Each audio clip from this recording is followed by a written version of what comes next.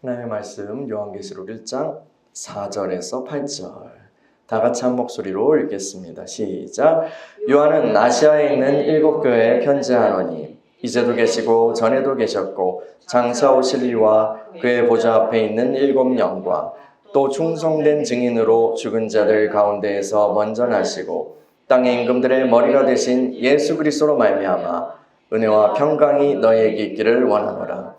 우리를 사랑하사 그의 피로 우리 죄에서 우리를 해방하시고 그의 아버지 하나님을 위하여 우리를 나라와 제사장으로 삼으신 그에게 영광과 능력이 세세토록 있기를 원하노라. 아멘.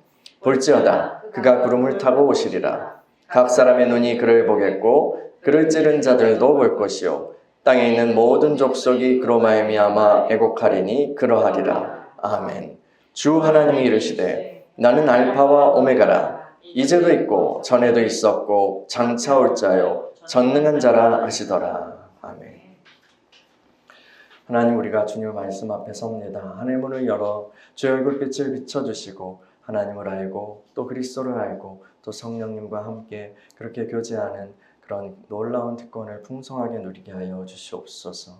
하나님, 이 시대를 분별하게 하시고 이 가운데서 우리가 어떤 부르심을 받았는지 더욱더 알게 하시고 그 부르심과 택하심을 굳게 하며 주님 앞으로 더욱더 나아갈 수 있는 우리들이 되게 하여 주시옵소서.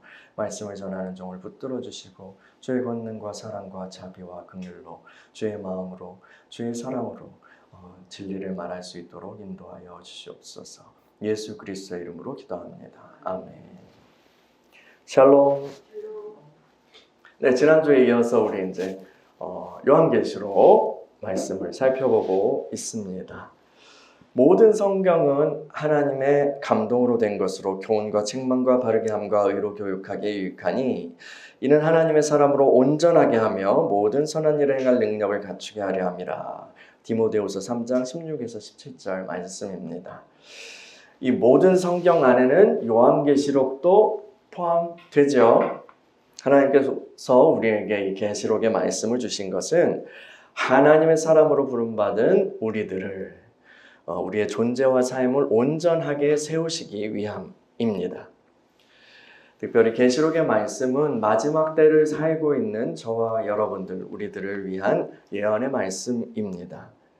이 성경에서 마지막 때라고 하면 그리스도께서 오심, 초림부터 다시 오실 재림 사이의 기간을 의미한다고 했죠.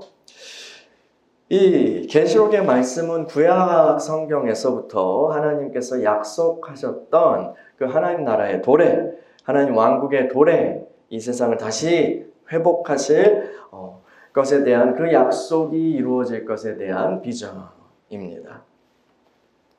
그래서 이 비전을 통해서 예언의 말씀을 통해서 우리는 적대적인 세상과 환난 속에서도 소망을 잃지 않고 끝까지 믿음으로 살아갈 수 있는 것이죠. 계시록은 그렇게 우리에게 동기부여하고 또 격려하고 위로하는 말씀이에요.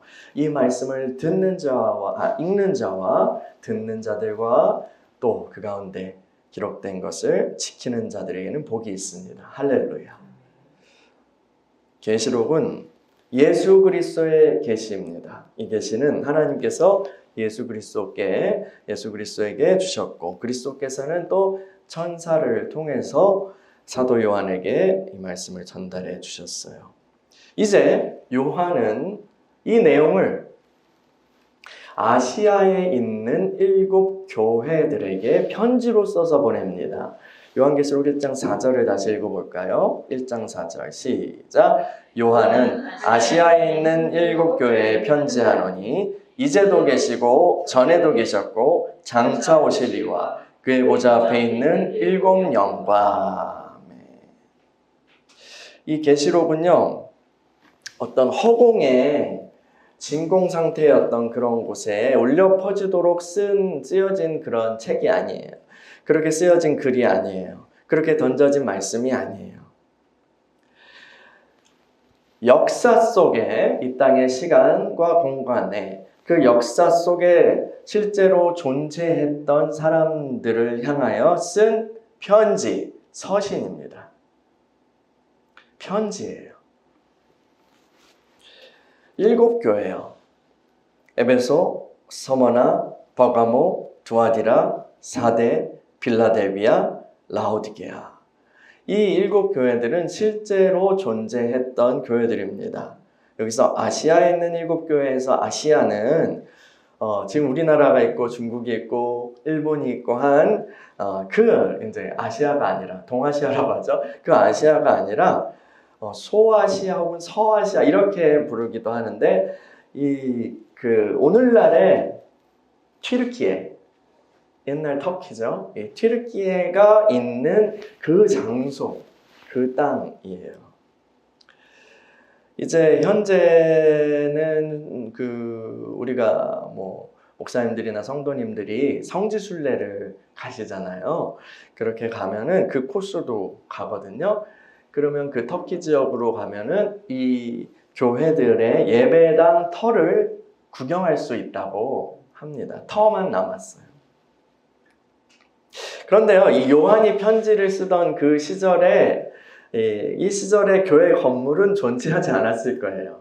그 후에 이제 세워진 것일 텐데, 이때는 이 계시록에서 7교회를 말할 때는 예배당이 이렇게 막 세워져 있는 그 교회가 아니라 그 지역에서 모이는 사람들, 공동체들을 가리킨다고 보는 것이 맞습니다. 1세기 당시에 이 요한의 시대에 이 소아시아 지역은요, 로마 제국의 통치 아래에 있었어요. 그래서 로마 제국이 다스리는 속주라고 하죠. 그 로마 제국의 속주였어요. 이 로마의 황제들 중에 어떤 이들은 신이나 신의 아들로서 그렇게 숭배를 받았어요. 로마 제국의 영토에서 믿음 생활을 하는 사람들은 황제를 숭배하는 것, 황제 숭배하는 그런 것들에 참여하도록 압박을 받았을 거예요. 그것에 거부하는 것은 쉽지가 않았을 거예요. 황제 숭배를 거부하면서 그리스도에 대한 충성을 지키는 사람들은 어떤 시대에는 고문이나 처형을 당하기도 했지요. 그래서요, 계시록의 원독자, 1차적인 독자는 이렇게 구체적인 역사의 정황 속에 살면서 믿음 생활을 해나갔던 그런 형제 자매들이에요. 그래서요, 우리는 이 계시록의 말씀을 읽을 때 그 당시에 믿는 이들, 특별히 7교회 성도들이 이 편지를 받을 때, 이 편지를 읽을 때, 전체 계시록의 말씀을 읽을 때 어떤 의미로 받아들였을지를 그렇게 고려해야 돼요. 이것을 고려하지 않고 이걸 배제하고 바로 계시록을 읽고 우리 시대의 어떤 새로운 기술, 슈퍼컴퓨터, 칩, 아니면 어떤 지도자 바로 그렇게 막 뛰어넘어 버리고 연결시키려고 그렇게 해가지고 해석하는 것은 좋은 읽기라고 할 수 없어요. 그래서 우리는 먼저 계시록을 읽을 때 그 당시에 역사적이고 문화적인 그런 맥락들을 살펴볼 필요가 있는 것입니다.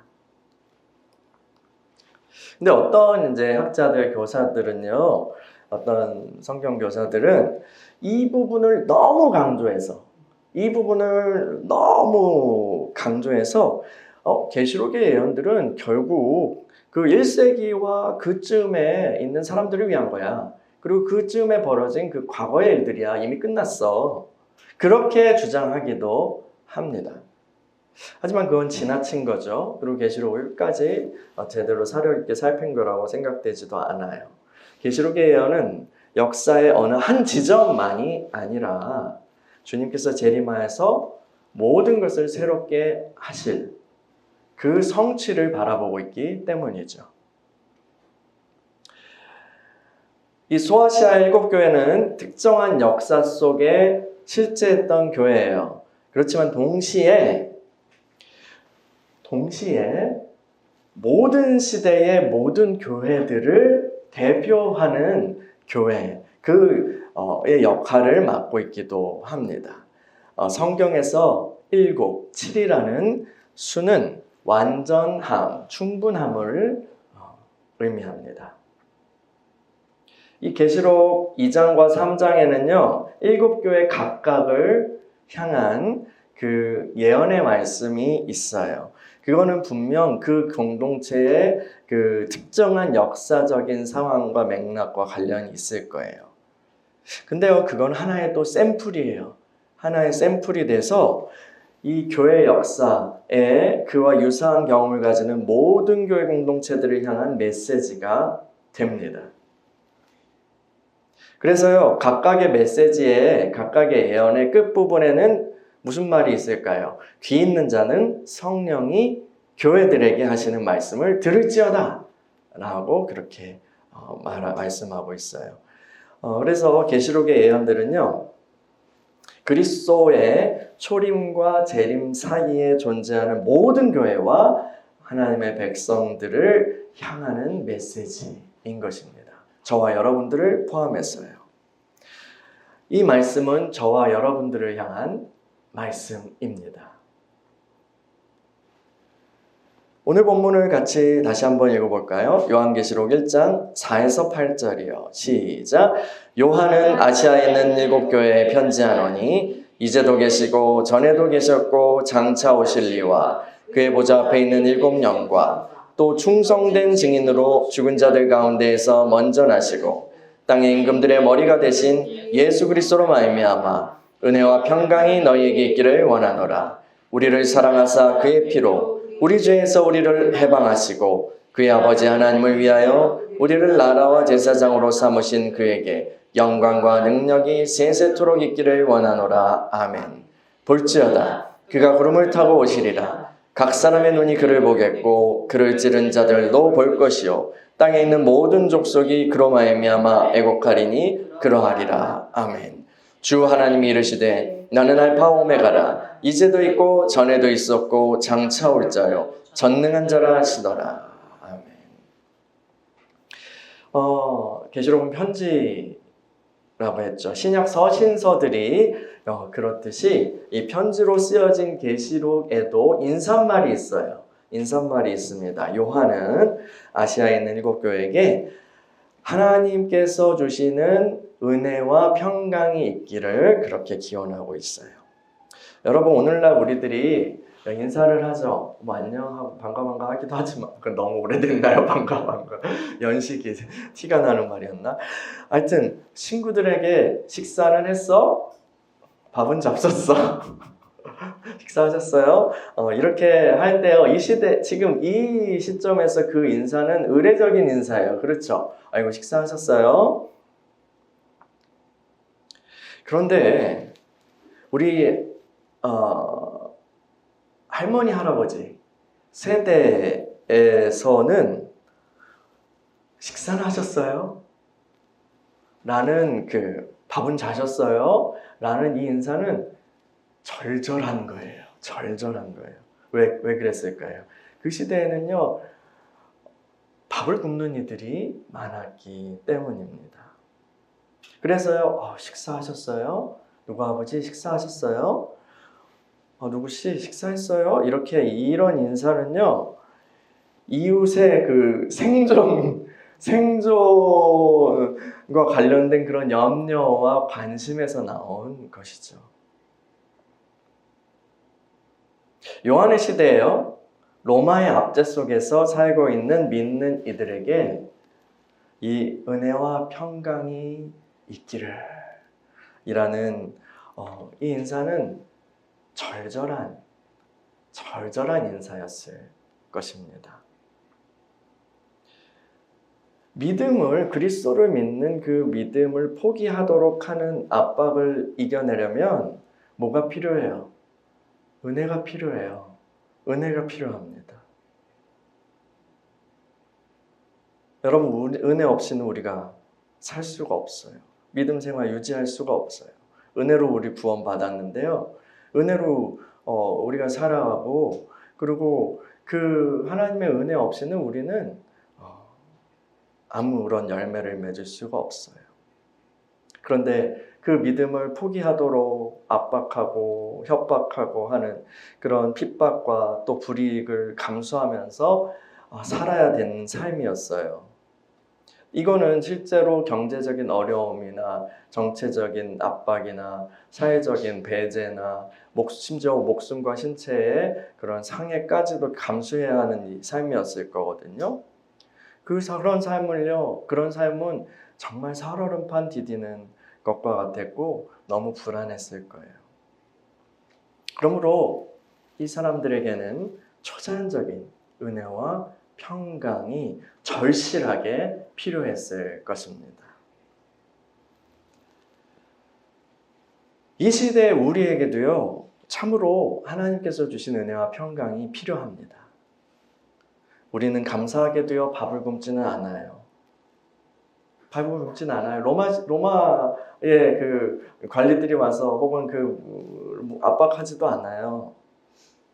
밥을 굶지도 않아요. 그런데요, 우리 사회는 엄청나게 풍요로워지긴 했는데 사람들의 마음과 영혼은요, 피폐해지고 있어요. 불안증과 강박증과 우울과 분노와 공황, 이것이 일상화되고 있습니다. 그냥 우리 주변에서 고개만 돌려서 살펴봐도 여기에 걸리는 사람들이 다 있어요. 심지어 교회 안에도요. 우리 믿는 이들조차도 그러한 것과 무관하지 않죠. 말씀드린 바와 같이 은혜로 구원받은 우리는 하나님의 은혜 없이는, 하나님께서 주시는 그 은혜 없이는요, 한순간도 살아갈 수 없어요. 우리가 살아있고 기동하는 건 다 하나님의 은혜 때문이에요. 보존하시는 은혜 때문이죠. 지켜주시는 은혜 때문이죠. 육신적인 생존과 안전뿐만 아니라 우리의 영적인 삶도요, 믿음도요, 은혜가 없이는 후루루루루루 하고 무너져요. 우리의 힘으로는 아무것도 할 수 없어요. 우리의 힘으로는 세상의 압력에 그냥 무너지고요. 내 자신의 악성에 의해서 스스로를 망치게 됩니다. 세상이 우리를 압박하기도 하고요. 내 안에도 또 적이 있어요. 나 스스로를 파괴하고 망치게 하려는. 그 은혜로부터 하나님께서 우리를 지키시고 보호하시지 않으면 스스로 망하는 길로 간다니까요.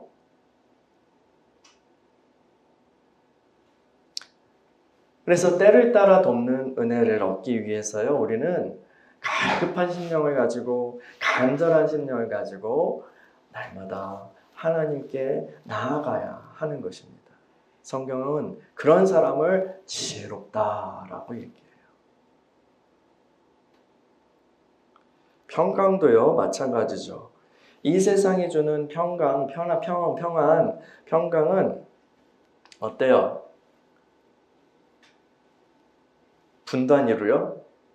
초 단위로 바뀌어요.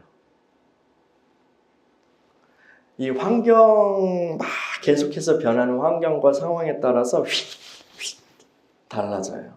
평안한 듯 했다가 바로 또 그렇지 않게 돼요. 우리의 평강이 이 세상과 연결되어 있다면 우리는 늘 불안할 수밖에 없어요. 그런데 하나님께서 주시는 평강은 달라요. 이 세상은 흐르고, 이 세상은 변해요. 이 세상은 쇠하고, 이 세상은 결국은 쓰러져요. 근데 하나님은요, 변하지 않으세요. 하나님은요, 흔들림이 없으세요. 하나님께서 주시는 평강으로 사는 사람은 이 세상 속에서도 흔들림이 없어요. 요동치 아니하리. 시편 기자들이 그렇게 얘기하잖아요. 하나님께서 지금 이 시대를 사는 저와 여러분들에게도 우리들에게도 은혜와 평강을 넘치도록 주시길 간구합니다. 할렐루야. 요한은 특히 이 인사말을 하면서요, 은혜와 그 평강을 주시는 하나님이 어떤 분이신지에 대해서 강조하고 있어요. 어떤 분으로부터 오는 거지? 어떤 분이 그것을 주시지? 누가 그것을 주시지? 이게 굉장히 중요한 거죠. 우리에게 은혜와 평강을 주시는 분은 누구죠? 삼위일체 하나님이에요. 성경에요, 삼위일체라는 교리적인 그런 용어는 기록되어 있지는 않아요. 그런데 삼위일체 하나님은 신구약 성경을 통해서 계시된 그 하나님에 대한 정확한 표현입니다. 그래서요, 이 삼위일체에 대한 교리를 건드리는 사람들이 있어요. 대담하게도 자기가 새로운 것을 깨달았다고, 2000년 교회사에서 깨닫지 못했던 새로운 것을 깨달았다고 하면서 딱 들어보면은 근데 삼위일체를 건드려요. 그러면 신기하게도 다른 모든 게 망가지고 어그러지고 왜곡되게 돼요. 이 삼위일체 하나님에 대한 교리가 그만큼 중요한 거예요. 자, 우리에게 은혜와 평강을 주신 하나님 어떤 분이라고요? 그분은 삼위 하나님이세요. 요한이 그 삼위 하나님에 대해서 이렇게 얘기하는데, 하나님은 성부 하나님이죠.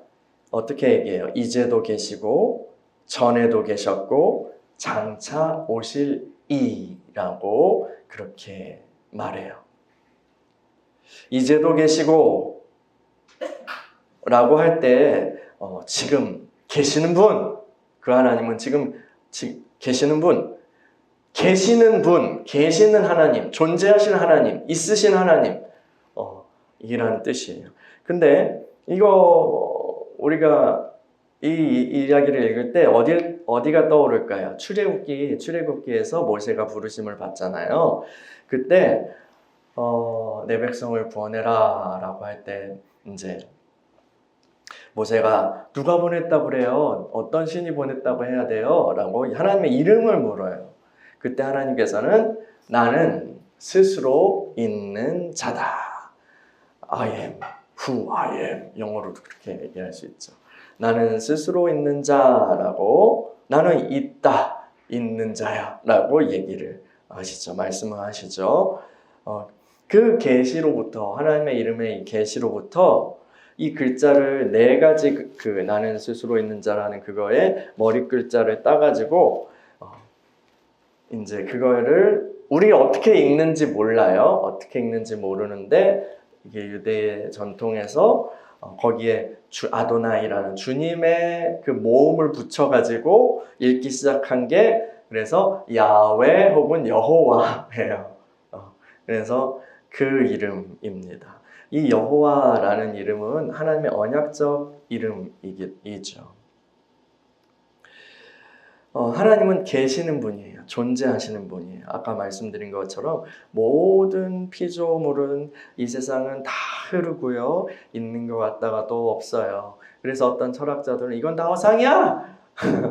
다 흘러가! 허상이야! 불교적 세계관도 약간 그렇죠. 이건 그 환상이야! 모든 것은 흐르고요. 모든 것은 있는 것 같다가 없어져요. 전도서에서 얘기한 것처럼 다 그 바람과 안개와 같이 잡을 수 없는 거예요.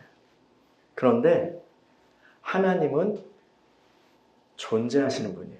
하나님은 계시는 분이에요. 하나님은 모든 존재의 근거와 근원이 되시는 분이에요. 그 하나님이 말씀하시는, 그 하나님이 우리 하나님인 거예요. 이제도 계시고 전에도 계셨고 장차 오시리라는 표현은요, 또 이사야 41장 4절 말씀과도 관련이 있어요. 이사야 41장 4절 말씀과도 관련이 있어요. 이 말씀을 제가 3번역으로 읽어드릴게요. 누가 이런 일을 일어나게 하였느냐? 누가 역사의 흐름을 결정하였느냐? 태초부터 나 주가 거기에 있었고 끝날에도 내가 거기에 있을 것이다. 아멘. 하나님께서는 모든 만물이 있기 전부터 계셨고요. 그분이 모든 만물을 만드셨어요. 시작하신 분이 그분이시고요. 또 모든 것의 마침의 때에도 거기 계시는 분이세요. 여러분, 사람은 자신의 삶으로 열심히 뭔가를 이루어 가려고 하는 그런 사람들 중에는 그 당대의 그 열매를 보기도 하지만, 뭐 작은 프로젝트라면요, 당대의 열매를 보기도 하지만 대부분의 많은 사람들은, 그리고 크고 위대한 일과 관련된 어떤 그런 것들은 자신이 시작한 일의 결과를 보지 못하고 죽기도 해요. 그래서 선의로 시작한 일들이 그 사람의 사후에 정말 통제할 수 없는 부작용으로 인해서 악한 결과를 낳기도 하고, 또 우리 예측할 수 없는 결과를 낳기도 하고 그렇죠.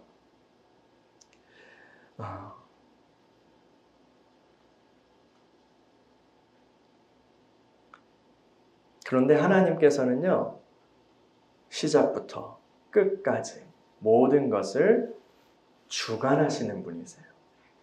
모든 것을 다 주관하시는 분이에요.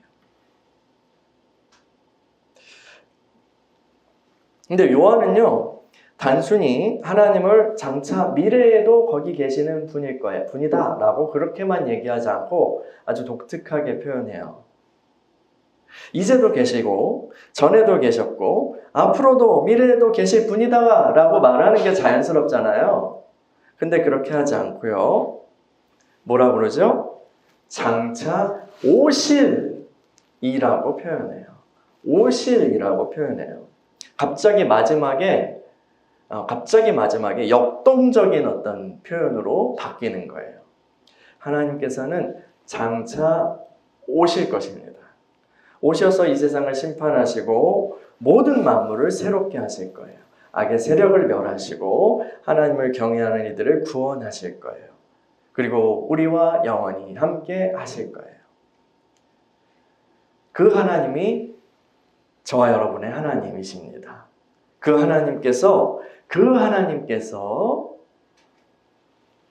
우리에게 은혜와 평강을 주십니다. 할렐루야. 또 은혜와 평강은 누구에게로부터 오죠? 보좌 앞에 있는 일곱 영으로부터 옵니다. 일곱 교회들의 경우처럼요, 일곱이라는 수는 완전하고 충만한 것을 의미합니다. 일곱 영은요, 계시록에 일곱 천사들도 나와요. 우리 읽고 있지만.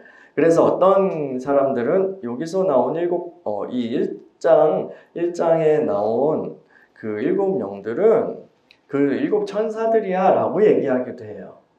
그러나 그렇지 않습니다. 그렇지 않아요.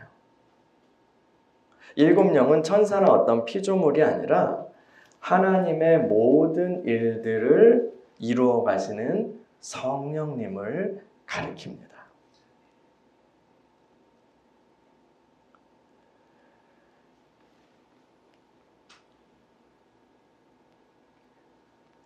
이 일곱 영, 하나님의 일곱 영에 대해서는 이것은 이제 앞으로도 이제 계속 나오는 그런 이제 그 금 등잔대와 그 환상들이 있잖아요.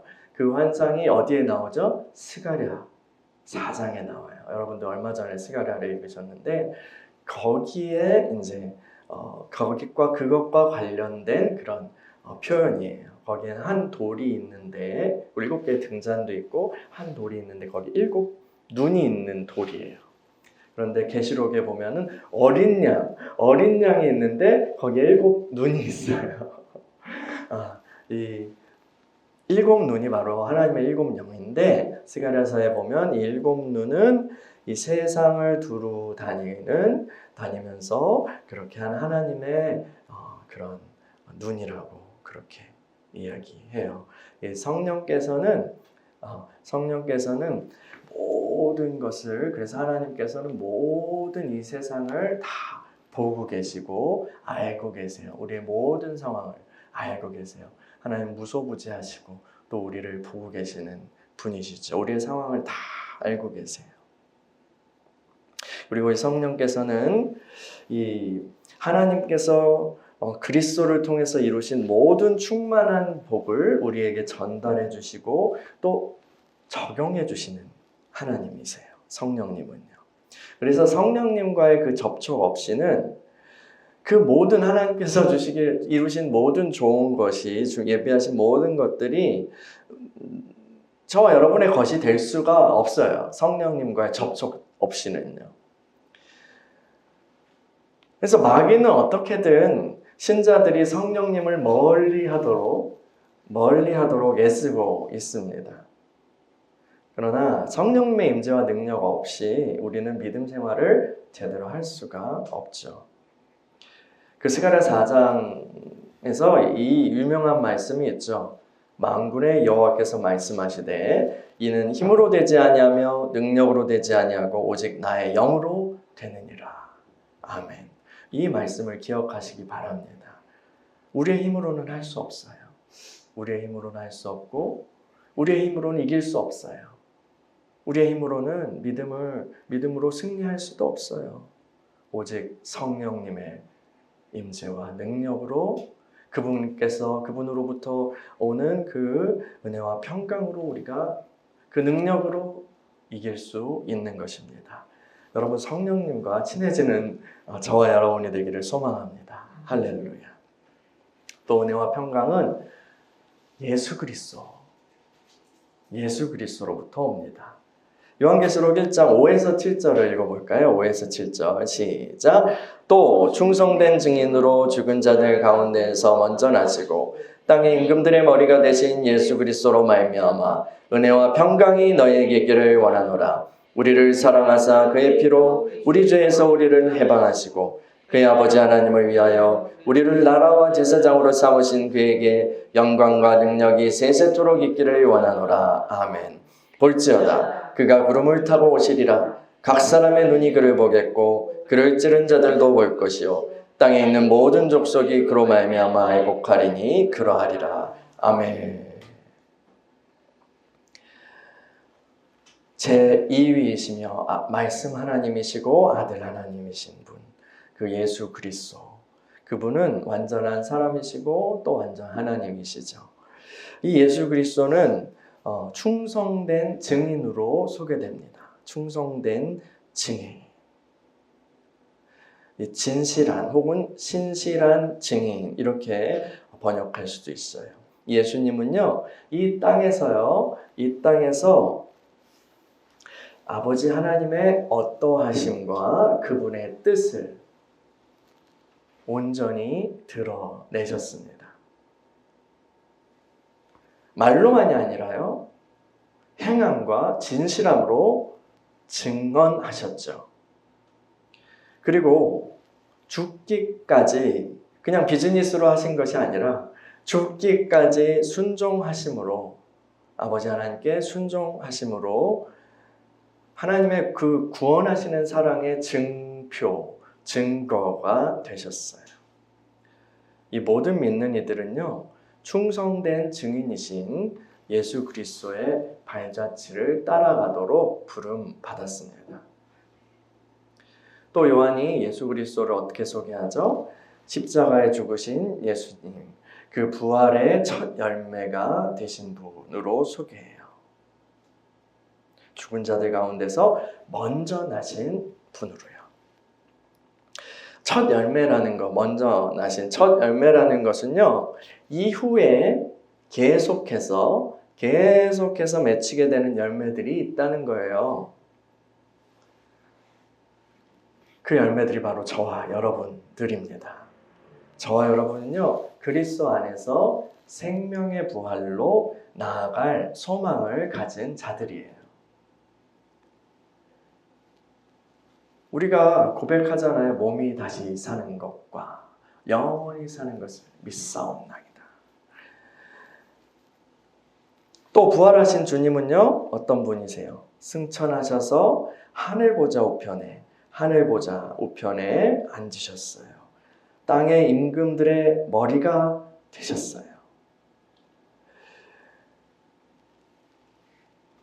하늘과 땅의 모든 권세를 받으신 왕 중 왕으로 등극하신 분이에요.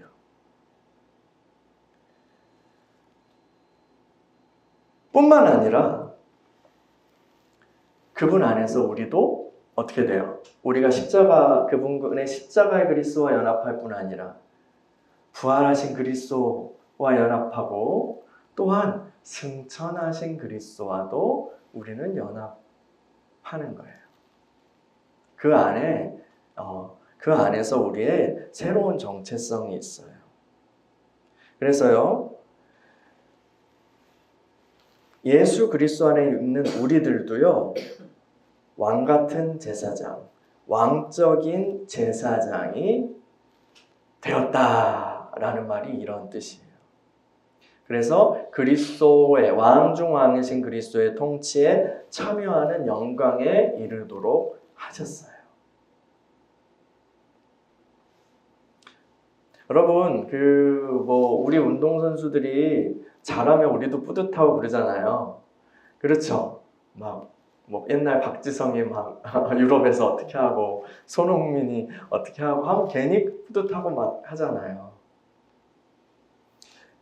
사실은 기분만 좋지.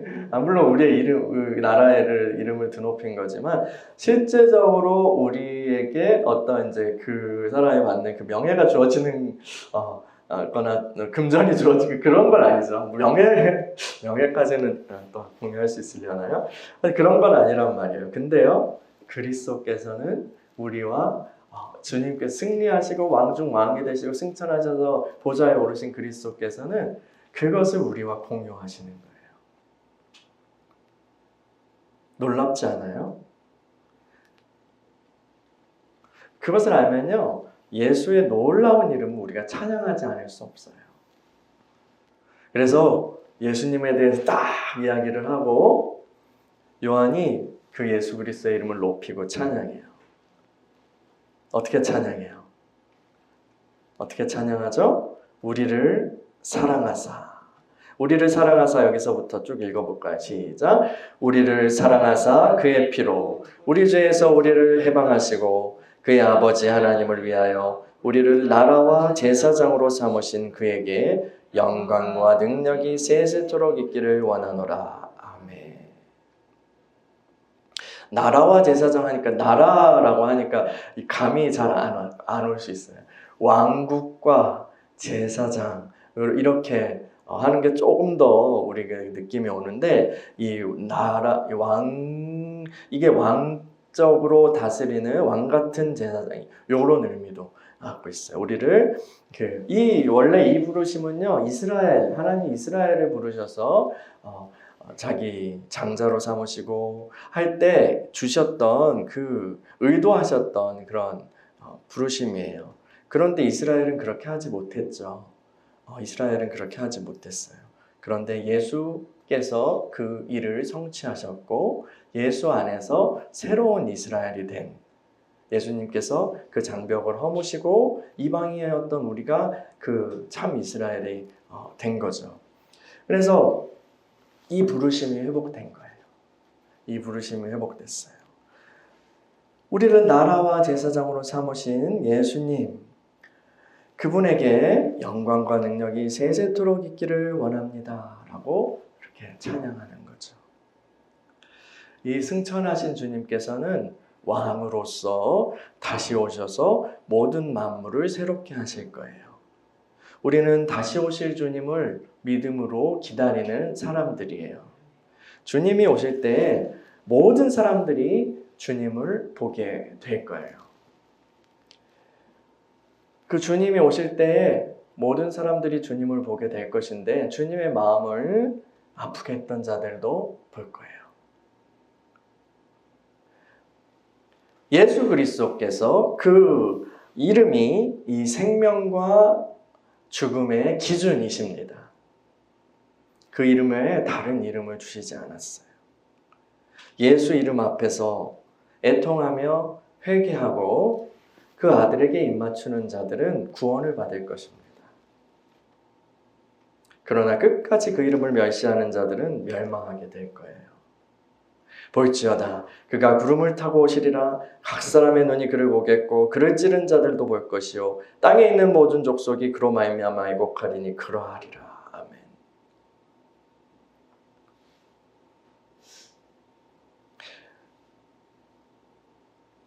왕으로 오시는 분이 오실 때에 그 예수 이름 앞에서 애통하며 회개의 눈물을 흘렸던 사람은 주님이 오실 때 감격의 눈물을 흘리게 될 거예요. 그러나 끝까지 자기 마음을 완고하게 했던 사람들은 예수님 때문에 예수님이 오실 때 슬픈 나는 끝났어, 나는 망했어 하면서 슬피 울며 이를 가는 그런 울음을 울게 될 것입니다.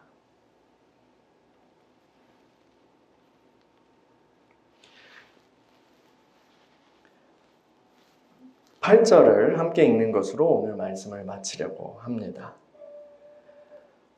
요한계시록 1장 8절 시작. 주 하나님이 이르시되 나는 알파와 오메가라. 이제도 있고 전에도 있었고 장차 올 자요 전능한 자라 하시더라.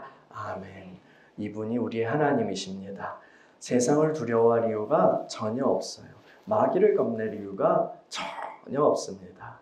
오직 우리가 경외하고 신뢰하고 의지해야 할 분은 하나님 한 분뿐입니다. 삼위 하나님께서 주시는 그 은혜와 평강이 우리 모두에게 넘치기를 간구합니다. 할렐루야, 할렐루야. 이 시간에 우리 같이 찬양할까요? 찬양하고 기도하겠습니다.